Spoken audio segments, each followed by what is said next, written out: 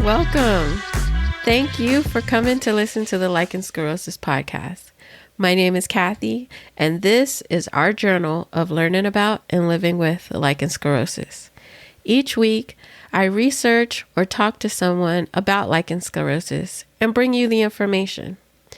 And this week, I wanted to create an episode for all of my dear sisters who are just recently diagnosed or just starting to look into what lichen sclerosus is. I'm sure you've been down that Google wormhole from the Mayo Clinic all the way down to Wikipedia.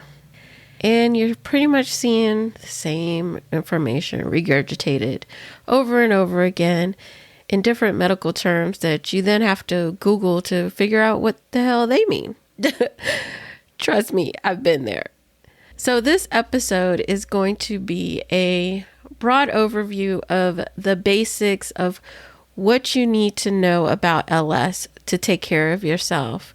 We're going to talk anatomy.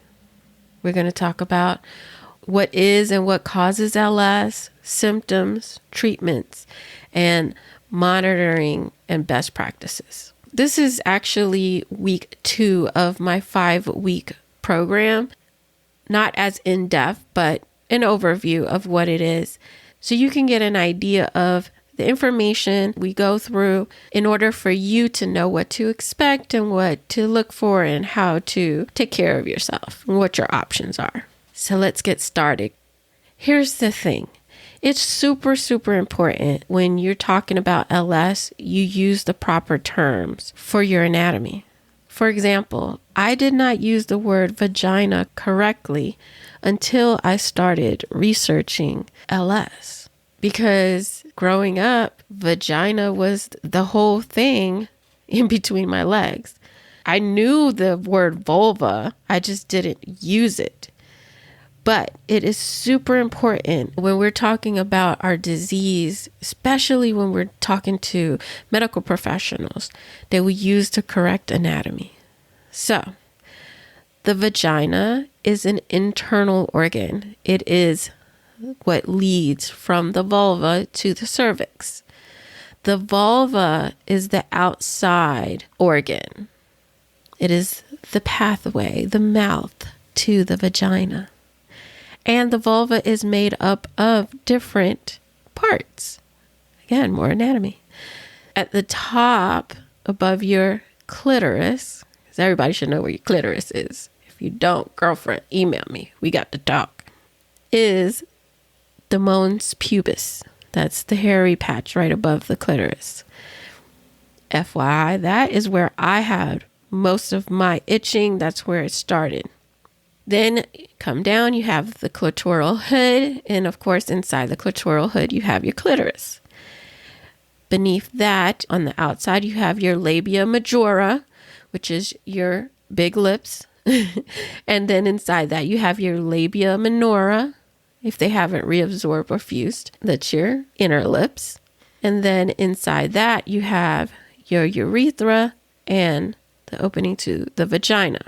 Underneath that, you have your perineum, which is a little bit of skin between the vagina and the anus. And then, of course, below that, you have your anus.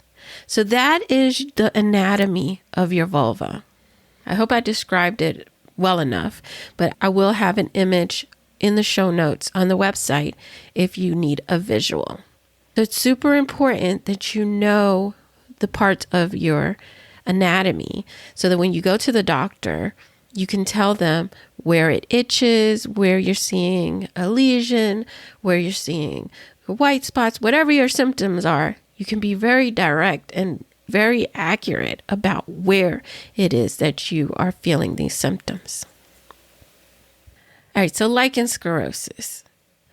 Researchers aren't in total agreement about what this is, but there's a majority consensus right now that LS is an autoimmune condition with a possible genetic component. But I can definitely tell you what LS is not. It's not a sexually transmitted disease. It's not an infection, and it's not contagious or spread by touch. So when you're explaining it to your friends, your family, your significant other, let them know that there is no way that they can catch LS from you. So there's no fear necessary of that. What causes LS? This is a huge question that I know a lot of us think about. And unfortunately, we don't know the answer right now. Researchers don't know what causes LS, but there have been cases like mine where trauma or injury to the vulva has triggered LS or made LS worse. So like for me, my LS started after I had a hysterectomy where they went in vaginally. I believe that triggered my LS because before that, I didn't have any symptoms. And my LS started almost directly after that. And I've heard from many other women that have had a bike injury or they had some other kind of condition where there was trauma to the vulva and it triggered their LS, or they had a biopsy and it made it worse. So I do believe there is some kind of correlation there, but it needs to be studied more. We know what does not cause LS. You did not cause your LS. A lot of women blame themselves or try to figure out what they did to have LS, to cause their LS. Let me tell you, you didn't do this to yourself. I don't care how many sexual partners you had. I don't care what kind of lifestyle you had. If you drank or if you did drugs or you partied hard, it doesn't matter. You did not cause this LS, no matter how you ate.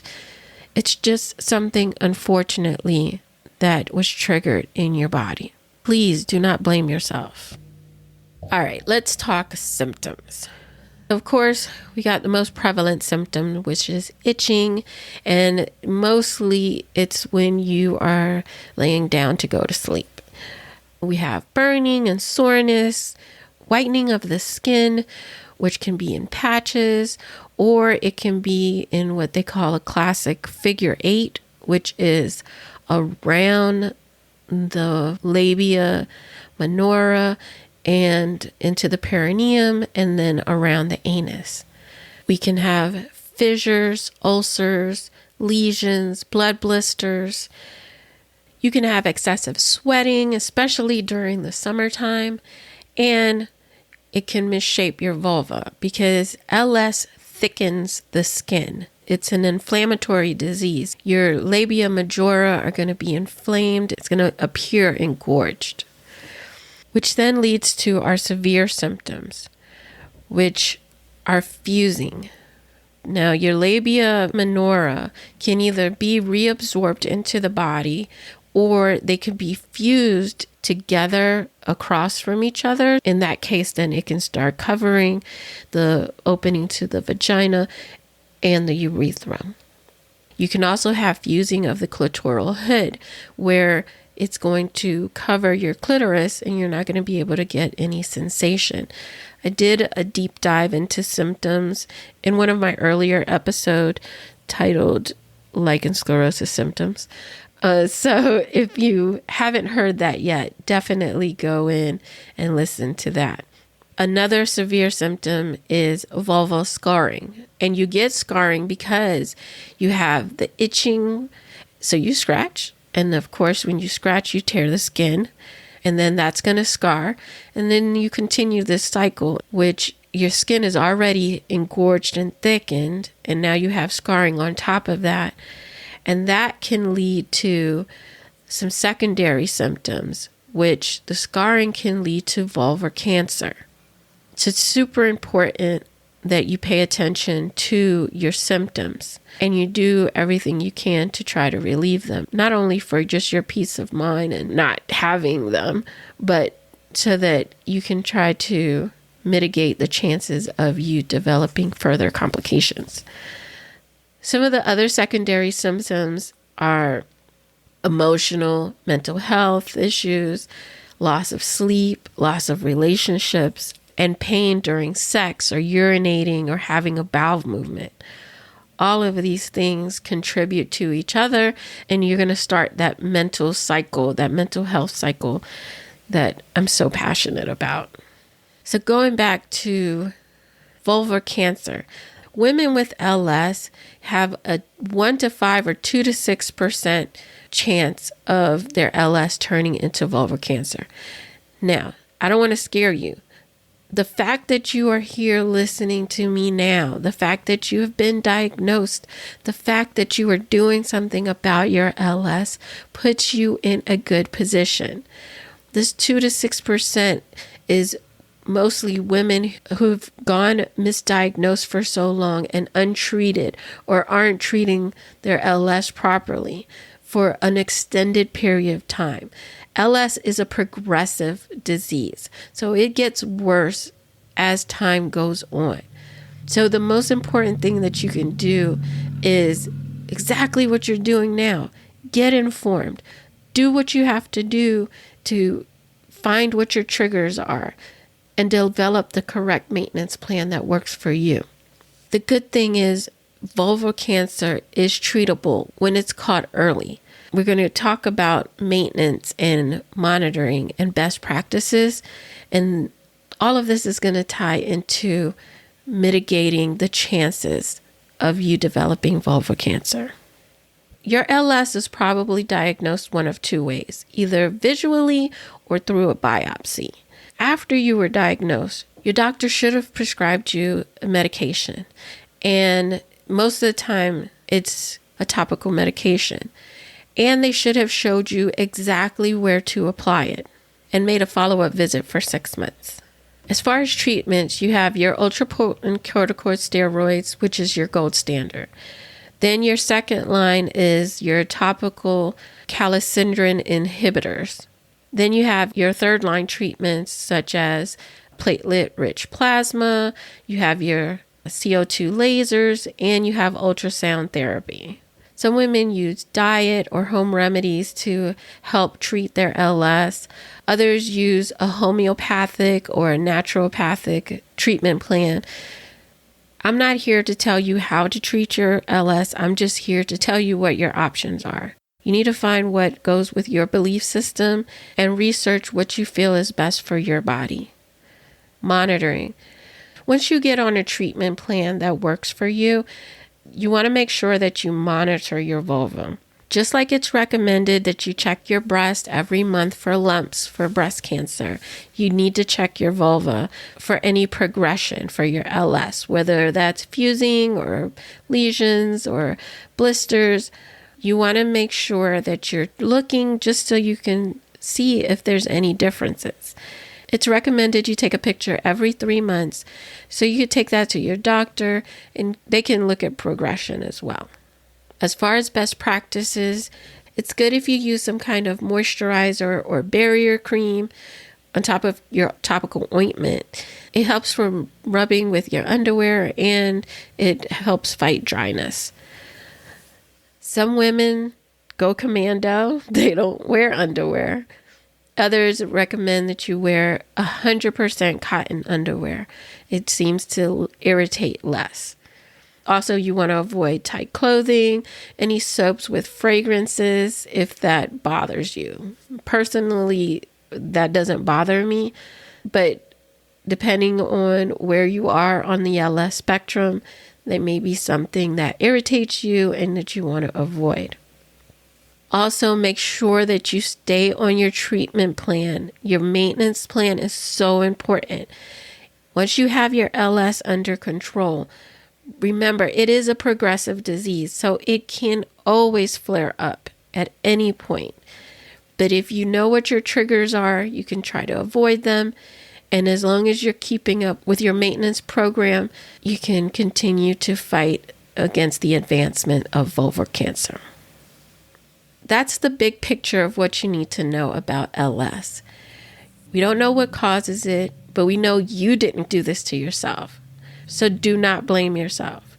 You know what your symptoms might look like. Figure out the treatment plan that works for you and follow it to a T. It's like penicillin. Don't stop just because you're feeling better. I hope you learned something new today, and I hope this was helpful for you so that you can, claw your way out of that Google wormhole. If you have any questions, please feel free to email me at Kathy@lichensclerosuspodcast.com. I'm always available to answer any questions.